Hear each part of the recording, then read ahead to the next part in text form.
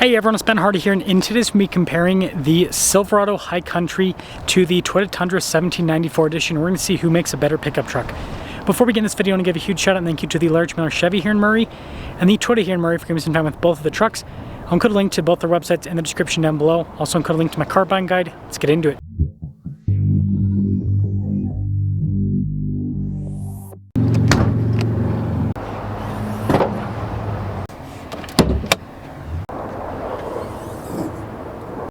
Under the hood of the Tundra is a twin-turbo 3.4-liter V6 that goes to a 10-speed. It's paired to a hybrid. It puts out 437 horsepower and then 583 pound-feet of torque. Fuel economy is 19 around town, 22 on the highway. Now, powering the Silverado is a 6.2-liter V8 naturally aspirated that goes through a 10-speed.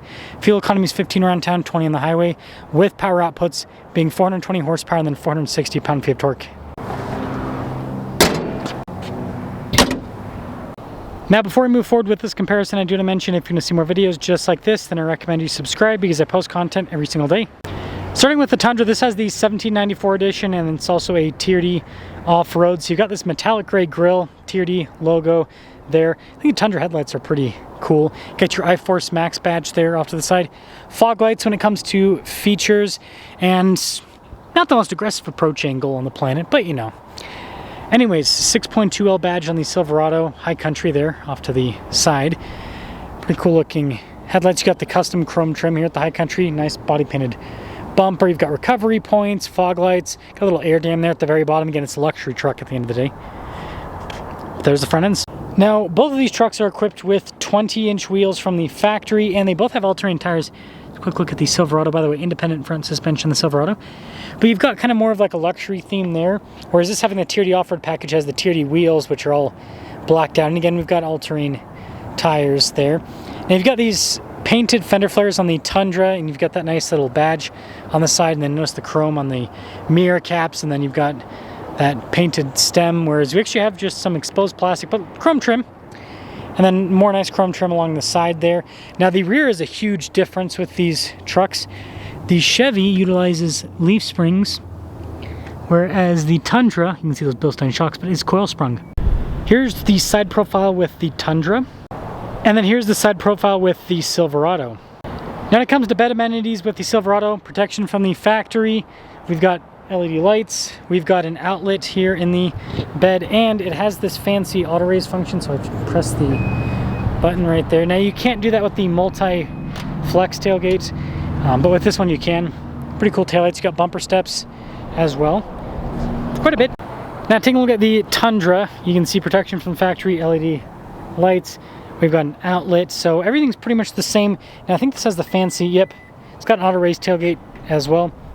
Got the 3 taillights there, a little iForce Max badge down below. But yeah, very similar bed amenities with both of them. Now taking a look at the door panel of the High Country, really nice trim in general.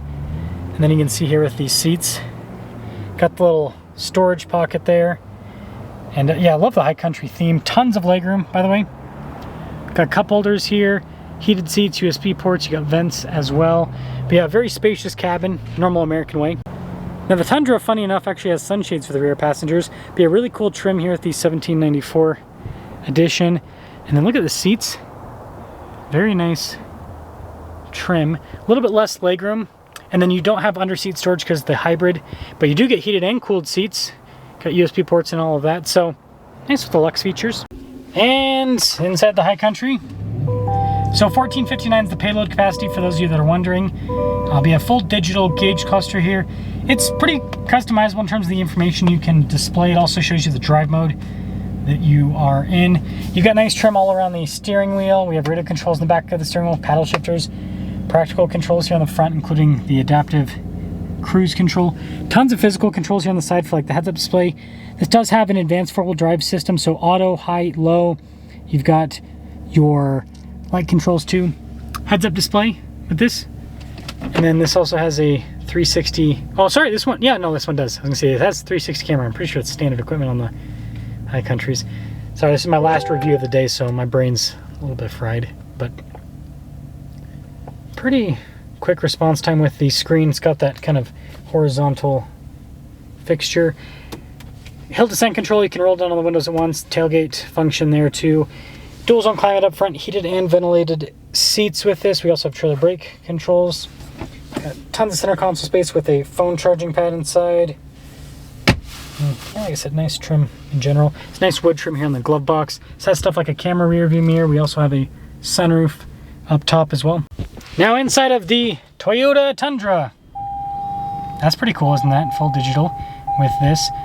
And you can see a nice kind of like rugged trim on the steering wheel here. Of course, got the Toyota logo front and center. Adaptive cruise control. You've got controls for the center. No paddle shifters or anything on the back of the steering wheel. And I will say the graphics on this are a bit more old school, but I actually dig it. I think they look cool. We've got a nice 360 camera system with this much bigger view. So I'd say it probably wins in the camera game. The infotainment system is just a giant version of Toyota's other systems.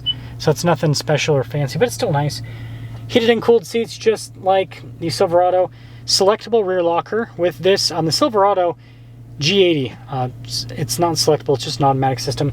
Got your nice TOD shifter. Now this just has a traditional two-wheel drive, two-speed transfer case, no four-wheel auto, but it does have Toyota's multi-terrain select and crawl control and all that. And big center console with this. Got nice trim all across the dash.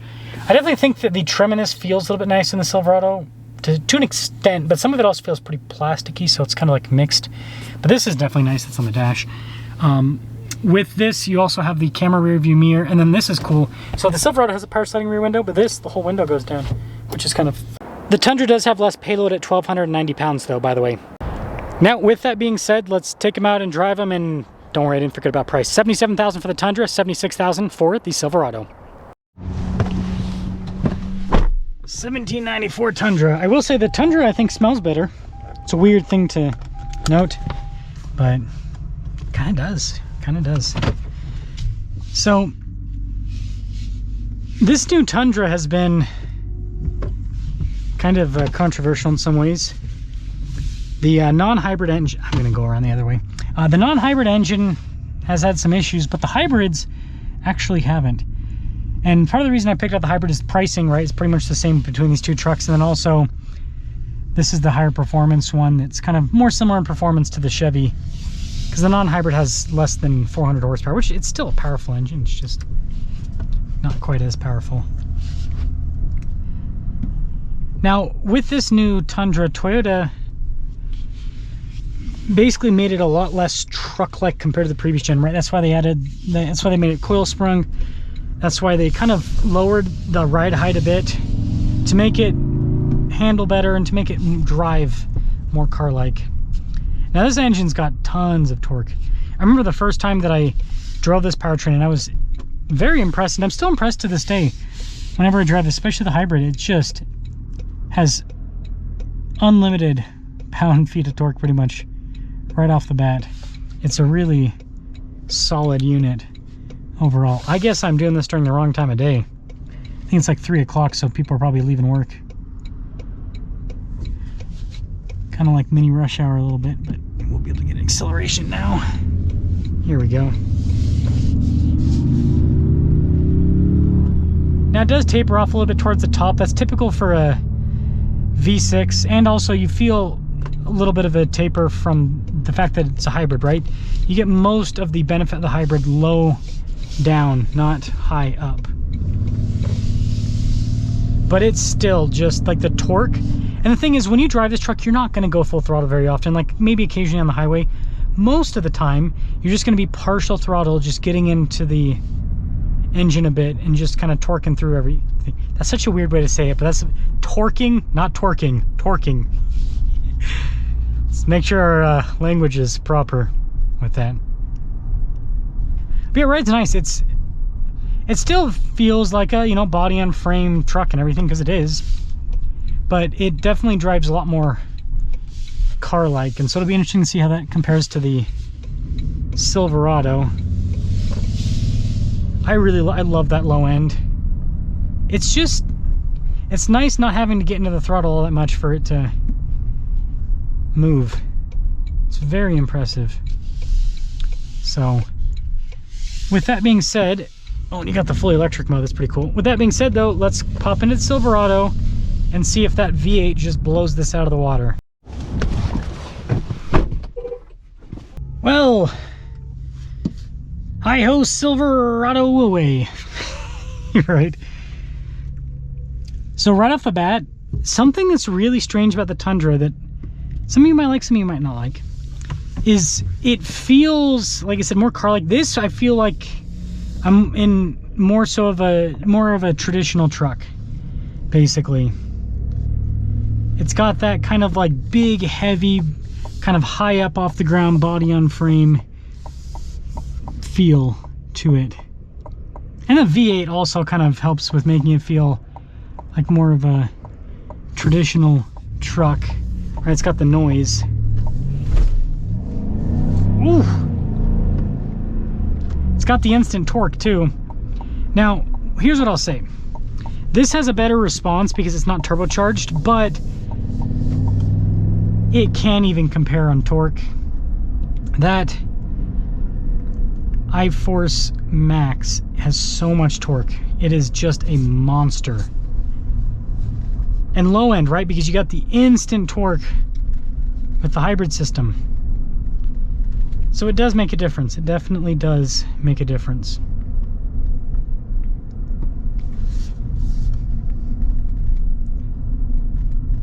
Man, I think I kind of slightly lean towards the Toyota in terms of the overall comfort.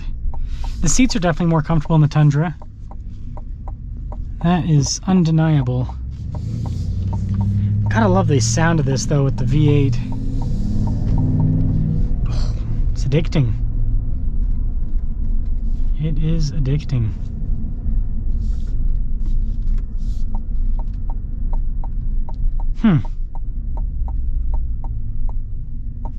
This is a tough one, I think. So, yeah, if you want a V8, then yeah, you can't go in Toyota anymore. Toyota doesn't offer V8s anymore. But in terms of just the driving experience, on-road, the Tundra wins. But where does the Tundra fall short? Well, this newest generation Tundra doesn't have all that much ground clearance. It's not horrible, but it's also slightly lacking in the ground clearance department. And then when it comes to, yeah, I mean, everything else, like, I don't know. They both are equipped very similarly. The Tundra has a panoramic sunroof. I feel like the Tundra, you get more for your money, though. You get the full glass window in the back that slides up and down, which is kind of cool. Yeah, they did a really good job with that new Tundra to make it comfortable on road. But this definitely feels more like a real truck. And the leaf springs, right? Leaf springs are typically more reliable than coil spring suspension, so it's pros and cons to both. Let me know which one you would pick. I kind of lean towards the Tundra a little bit because I feel like it just offers a little bit more. And that's just what Toyota does, right? Because they don't have strong market share in the full-size pickup truck world. And so they've got to offer more for less money to try to steal market share from the American truck makers that dominate the market here in the US. But let me know your thoughts.